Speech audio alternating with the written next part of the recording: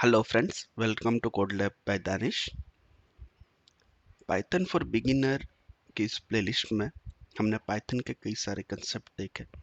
अगर अभी तक आपने इस प्लेलिस्ट को फॉलो नहीं किया है तो मैं हाईली रिकमेंड करूंगा कि आप प्लेलिस्ट को ज़रूर फॉलो करें, साथ ही साथ चैनल को भी सब्सक्राइब करें। ठीक है, so without further due let's come to our topic. तो आज का टॉपिक है वर्चुअल इन्वायरमेंट। ठीक है, तो देखते हैं वर्चुअल इन्वायरमेंट क्या है, हमें क्यों इसकी ज़रूरत है और कैसे इसको क्रिएट करते हैं और कैसे इसको यूज़ करते हैं। सबसे पहले बात करते हैं प्रॉब्लम की। अभी क्या होता है कि जब भी हम पाइथन का कोई भी पैकेज इंस्टॉल करते हैं तो वो इंस्टॉल होता है अपने कंप्यूटर पे ग्लोबल लेवल पे। इट मीन्स कि हम अपने सिस्टम में कहीं पे भी पाइथन का प्रोजेक्ट बनाएंगे तो वो पैकेज हमें वहाँ पे अवेलेबल रहेगा। अब मान लो कि एक प्रोजेक्ट मैंने बनाया जो जंगो का वर्जन यूज़ करता है 3.2। यही सिस्टम में मैंने दूसरा प्रोजेक्ट बनाया, उसमें जंगो का वर्जन मुझे चाहिए 4.0। अब यहाँ पे क्या आ जाएगी, कन्फ्लिक्ट। मैं एक ही सिस्टम पे दो ऐसे प्रोजेक्ट नहीं चला सकता जिसमें अलग अलग प्रोजेक्ट के वर्जन की रिक्वायरमेंट हो। ठीक है, ये थी पहली प्रॉब्लम। उसके बाद दूसरी प्रॉब्लम है कि लेट्स से मैं एक प्रोजेक्ट पे वर्क कर रहा था, उसको मैंने कर दिया क्लोज। अब मैंने दूसरा प्रोजेक्ट ओपन किया और वहाँ पे वर्क करते वक्त मैंने कोई एक पैकेज अनइंस्टॉल कर दिया। अब क्या होगा कि वो पैकेज मेरे पुराने प्रोजेक्ट में ज़रूरी था, तो जब भी मैं पुराना प्रोजेक्ट ओपन करूँगा तो उसमें मुझे एरर फेस करनी पड़ेगी। जब तक मैं वो पैकेज वापस से इंस्टॉल नहीं कर लूँगा तब तक मेरा प्रोजेक्ट नहीं चलेगा। ये थी दूसरी प्रॉब्लम। अब एक और प्रॉब्लम है, लेट्स से मैं कोई एक प्रोजेक्ट पे वर्क कर रहा हूँ, मैंने बहुत सारे पैकेजेस इंस्टॉल किए, उसके अलग अलग वर्जन इंस्टॉल किए। ठीक है, अब सेम पैकेज मैंने दिया मेरे फ्रेंड को। अब उसको पता ही नहीं उसको कौन कौन से पैकेज इंस्टॉल करने पड़ेंगे, कौन से पैकेज इंस्टॉल करेगा, उसका कौन सा वर्जन चाहिए इस प्रोजेक्ट को। अब वो कोई और वर्जन इंस्टॉल कर ले, मेरे में कोई और वर्जन इंस्टॉल हो पैकेज का, तो क्या होगा कि हमें अलग अलग इश्यूज फेस करने पड़ सकते हैं। तो इन सब का सॉल्यूशन है वर्चुअल इन्वायरमेंट। अब वर्चुअल इन्वायरमेंट क्या होता है, तो वर्चुअल इन्वायरमेंट एक ऐसा टूल है जो हर प्रोजेक्ट के लिए पाइथन का अलग इन्वायरमेंट क्रिएट करके रखता है। मतलब हमारा जो भी प्रोजेक्ट होगा वो अपना पाइथन और अपने पैकेजेस और पैकेजेस के वर्जन साथ में लेके रखेगा जो हमारी सिस्टम से आइसोलेटेड होगा। लेट्स से हमारी सिस्टम में कोई एक पैकेज इंस्टॉल है, उसका वर्जन 3.2 है और हमारे वर्चुअल इन्वायरमेंट के अंदर हम उसी पैकेज का दूसरा वर्जन भी इंस्टॉल कर सकते हैं। या फिर हमारे प्रोजेक्ट में हम जितने पैकेजेस उस प्रोजेक्ट को ज़रूरत है उतने ही इंस्टॉल करेंगे। आप जितने चाहे उतने वर्चुअल इन्वायरमेंट भी बना सकते हो, उसकी कोई लिमिट भी नहीं है। और ये इन्वायरमेंट लाइट वेट होते हैं और सेकंड्स में क्रिएट भी हो जाते हैं। तो आ जाते हैं हमारी VS कोड की स्क्रीन में और देखते हैं कैसे इसको क्रिएट करते हैं वर्चुअल इन्वायरमेंट को। तो मैं आ गया हूँ अपनी VS कोड की स्क्रीन में। तो सबसे पहले हमें एक वर्चुअल इन्वायरमेंट नाम का पैकेज है जिसको हमें सबसे पहले इंस्टॉल करना पड़ेगा। सबसे पहले हम वर्चुअल इन्वायरमेंट को कर लेंगे इंस्टॉल इस कमांड की मदद से, पिप इंस्टॉल वर्चुअल env। ठीक है, मेरी सिस्टम में ये ऑलरेडी इंस्टॉल्ड है इसलिए मुझे आ रहा है रिक्वायरमेंट ऑलरेडी सेटिस्फाइड। आपकी सिस्टम में ये थोड़ा टाइम लेगा और इंस्टॉल हो जाएगा। इसके बाद मैं कह सकता हूँ पाइथन -m venv और इसके बाद env। यहाँ पे मैं जो भी नाम दूंगा उस नाम का वर्चुअल इन्वायरमेंट मेरा क्रिएट हो जाएगा। अभी मैं नाम देता हूँ env, तो env नाम का एक वर्चुअल इन्वायरमेंट यहाँ पे क्रिएट हो जाएगा।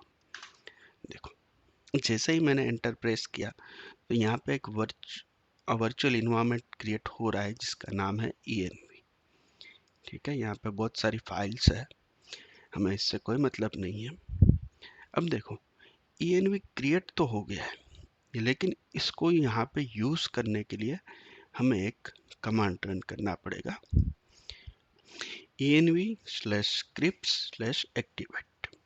ठीक है, अगर आपको यहाँ पे स्पेलिंग देखने हो तो हमें ये नाम देना है, पहले env हमारे वर्चुअल इन्वायरमेंट का नाम है, उसके बाद स्क्रिप्ट्स, ये सेम रहेगा आपके लिए भी, स्क्रिप्ट्स और उसके बाद एक्टिवेट। ठीक है, ये है एक्टिवेट। जैसे ही हम ये कमांड रन करेंगे तो हमारा वर्चुअल इन्वायरमेंट हो जाएगा एक्टिव। देखते हैं क्या फर्क पड़ता है उससे। देखो जैसे ही मैंने अपने वर्चुअल इन्वायरमेंट को एक्टिव किया तो यहाँ env लिख के आ गया। जो भी आपके वर्चुअल इन्वायरमेंट का नाम होगा वो यहाँ पे लिख के आ जाएगा। इसका मतलब ये है कि आपका वर्चुअल इन्वायरमेंट एक्टिव हो चुका है। इसके बाद अब जो भी पाइथन पैकेजेस इंस्टॉल करोगे वो आपके इस वर्चुअल इन्वायरमेंट में इंस्टॉल होंगे। यहाँ main.py मेरे पास है और यहाँ पे मैं करता हूँ इंपोर्ट फ्लास्क। ठीक है, अभी मैंने फ्लास्क मॉड्यूल इंस्टॉल नहीं किया है। अगर मैं रन करूँ पाइथन main.py तो मुझे एरर मिलेगी, module not found, no module name flask. ठीक है, अब इसको इंस्टॉल करने के लिए मैं कमांड देता हूँ पिप इंस्टॉल फ्लास्क। अभी हमारा वर्चुअल इन्वायरमेंट एक्टिवेटेड है, तो हम जो भी मॉड्यूल इंस्टॉल करेंगे वो हमारे वर्चुअल इन्वायरमेंट के अंदर इंस्टॉल होगा। ठीक है, तो हमारे वर्चुअल इन्वायरमेंट के अंदर फ्लास्क इंस्टॉल कर रहे हैं। इसी के साथ फ्लास्क हमारे वर्चुअल इन्वायरमेंट में इंस्टॉल हो चुका है। अब अगर मैं इस पाइथन main.py को रन करता हूँ तो ये कम्प्लीटली बिना एरर के एग्जीक्यूट हो रहा है, मतलब हमारा मॉड्यूल इंस्टॉल हो चुका है। इसको मैं करता हूँ डीएक्टिवेट। ये जो वर्चुअल इन्वायरमेंट है उसको मैं करता हूँ डीएक्टिवेट। अब देखो ये जैसे ही मैंने डीएक्टिवेट लिखा ऐसे ही ये वर्चुअल इन्वायरमेंट का नाम यहाँ से चला गया। इसका मतलब है कि हमारा वर्चुअल इन्वायरमेंट डीएक्टिवेट हो गया। अब देखो मैं main.py अब रन करता हूँ, सिस्टम में फ्लास्क मॉड्यूल इंस्टॉल नहीं है तो मुझे क्या मिलेगी, एरर मिलेगी, राइट। तो इस तरीके से जो हमें ग्लोबल लेवल पे हमारे सिस्टम पे फ्लास्क मॉड्यूल की ज़रूरत नहीं है, तो हमारे ग्लोबल लेवल पे फ्लास्क इंस्टॉल नहीं है, लेकिन हमारे इस पर्टिकुलर प्रोजेक्ट में हमें फ्लास्क की ज़रूरत है, तो हमने क्या किया, वर्चुअल इन्वायरमेंट बनाया, उसके अंदर फ्लास्क इंस्टॉल कर दिया। ठीक है, तो जब भी हमारा वर्चुअल इन्वायरमेंट ऑन रहेगा तो हमारे प्रोजेक्ट के रिलेवेंट मॉड्यूल उसमें अवेलेबल रहेंगे। अब दूसरी बात कि अब मैं एक प्रोजेक्ट पर वर्क कर रहा हूँ, मैंने कुछ मॉड्यूल्स इंस्टॉल किए हैं, कुछ पैकेजेस इंस्टॉल किए हैं, तो अब सेम प्रोजेक्ट जब मैं किसी फ्रेंड के पीसी में रन करता हूँ तो वहाँ पे भी मुझे सेम मॉड्यूल और पैकेजेस चाहिए। ठीक है, उसके लिए हम ये करते हैं, वर्चुअल इन्वायरमेंट को ऑन कर लेता हूँ। अब देखो मेरा वर्चुअल इन्वायरमेंट ऑन हो गया है। इसके बाद मैं करता हूँ पिप फ्रीज requirements.txt।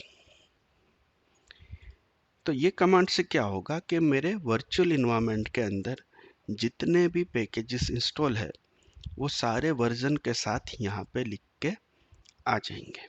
अब अगर मुझे फ्रेंड के पीसी में या तो फिर कोई और जगह पे सेम मॉड्यूल्स हमें इंस्टॉल करने हो तो हम क्या करेंगे, एक कमांड रन करेंगे पिप इंस्टॉल -r requirements.txt। ये कमांड रन करते ही requirement.txt में जितने भी मॉड्यूल्स और पैकेजेस लिखे होंगे वो क्या हो जाएंगे, इंस्टॉल हो जाएंगे। तो इस तरीके से हमारा वर्चुअल इन्वायरमेंट हमारी सारी प्रॉब्लम को सॉल्व करता है। फर्स्ट प्रॉब्लम हमने देखी थी कि एक प्रोजेक्ट और दूसरे प्रोजेक्ट में वर्जन का कन्फ्लिक्ट आएगा, तो उसको कैसे सॉल्व करेंगे। हम एक प्रोजेक्ट में अलग वर्चुअल इन्वायरमेंट क्रिएट कर देंगे और दूसरे प्रोजेक्ट में अलग वर्चुअल इन्वायरमेंट क्रिएट कर देंगे। तो उससे क्या होगा कि दोनों में इंडिपेंडेंट वर्जन इंस्टॉल हम कर पाएंगे। दूसरी प्रॉब्लम हमने देखी थी कि अगर किसी ने ग्लोबल लेवल पे हमारा पैकेज अनइंस्टॉल कर दिया तो हमारा प्रोजेक्ट रन होने में प्रॉब्लम क्रिएट करेगा। पर अभी क्या है, तो हमारे वर्चुअल इन्वायरमेंट में इतने ही पैकेजेस अवेलेबल रहेंगे जो हमारे पर्टिकुलर प्रोजेक्ट के लिए ज़रूरी है। तीसरा इश्यू था कि अगर मैं कोई प्रोजेक्ट पे वर्क कर रहा हूँ, मैंने कोई अलग पैकेजेस इंस्टॉल किए हैं। अब अगर मैं किसी और पीसी में मेरा प्रोजेक्ट रन करता हूँ, तो वहाँ पे अगर मुझे सेम पैकेजेस और सेम वर्जन चाहिए तो मैं कैसे इंस्टॉल करूँगा। तो requirement.txt फाइल हमारे पास रहेगी। हम कहेंगे पिप install -r requirements.txt, तो हमारे जितने भी मॉड्यूल ज़रूरी है प्रोजेक्ट के लिए वो सारे मॉड्यूल सेम वर्जन के साथ क्या हो जाएंगे, इंस्टॉल हो जाएंगे। ठीक है, तो ये था वर्चुअल इन्वायरमेंट। नेक्स्ट वीडियो में हम पाइथन के कई सारे दूसरे कंसेप्ट देखेंगे। So make sure to like, share and subscribe.